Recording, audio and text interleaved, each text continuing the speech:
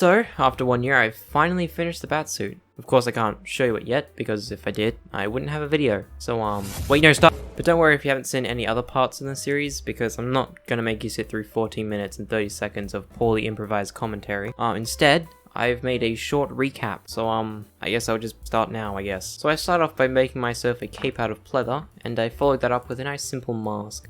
After that, I bought myself some nice charcoal colored thermal, and after that I made myself some nice and tight pleather underwear. Then after a little bit more tinkering, I made myself a far superior version of the mask. Then I made myself some gloves with some spiky bits on them. And of course that brings us to today's escapades. But again, I can't show you them because, well, I wouldn't have a video, so let's just start off with the chest plate, shall we? Now originally my plan was to just kind of slap on the abs to the shirt, but that would end up just looking horrible because the shirt is far too baggy and because it would just look bad. So after a little bit of research, I found this guy and I completely stole his idea. So now instead of just slapping some abs onto a shirt, I'm going to be slapping some abs onto a piece of foam that I will then be strapping onto a shirt. But of course before we even do that, I have to actually finish the abs. So after the standard sanding and painting, we get to something that's a little bit more technical, which is the kind of inner plate of the abs. So because I still have a bunch of pleather left over, I thought it would be pretty neat to kind of have like these inner plates covered in pleather, which also means I don't have to sand as much, so it's a win-win for me. Anyway, to actually do it, it's the same sort of theory behind the Springtrap suit, where you just get a sheet of material and just stretch it over the print. Then you just glue everything together and do it 5 more times, and you've got yourself a nice set of abs. And since the last video, I've actually completely changed the pecs, because I didn't like how the last ones looked. They were kind of too small. So I've got these new ones which are a lot bigger and more big. So of course, after sanding them, I painted them with the gunmetal. And after 2 coats of the gunmetal, I then painted the logo black. And to kind of spruce things up a little bit, I kind of painted the outside of the logo with a nice gold. And after that, I whipped out some EVA foam that I originally got for an old project that turned out okay, I guess. Anyway, I made a little template to cut out, which I then traced and cut out.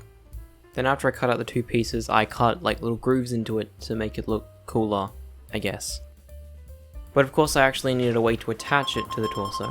So first you want to coat your freshly printed buckles with a nice coat of black paint. Let it dry and then place it in the oven for around an hour or until golden brown. So that's how I made the buckles, which I then glue onto the foam. After that I then moved on to the pecs, where I kind of glued them together. Glue. And shockingly, I then attached the abs to the pecs with glue.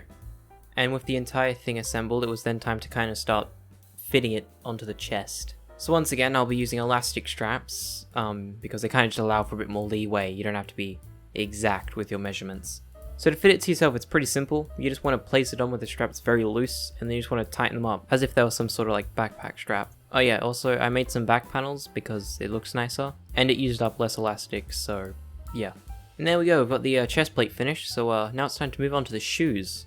So since I don't own any black boots, I thought I would just get these dress shoes that I have and kind of make them look more armoured and like boots. So of course, once again, after the standard sanding and painting, it was then time to strap them up, which was pretty simple. It's pretty straightforward.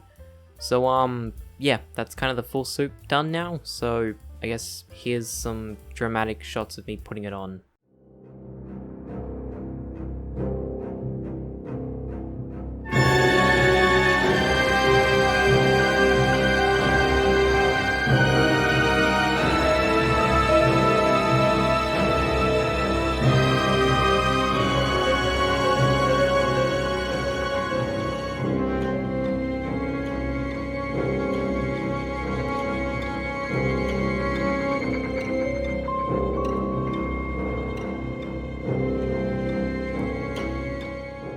So finally, we've got the full batsuit on display. It's been a really long year, I guess, but yeah.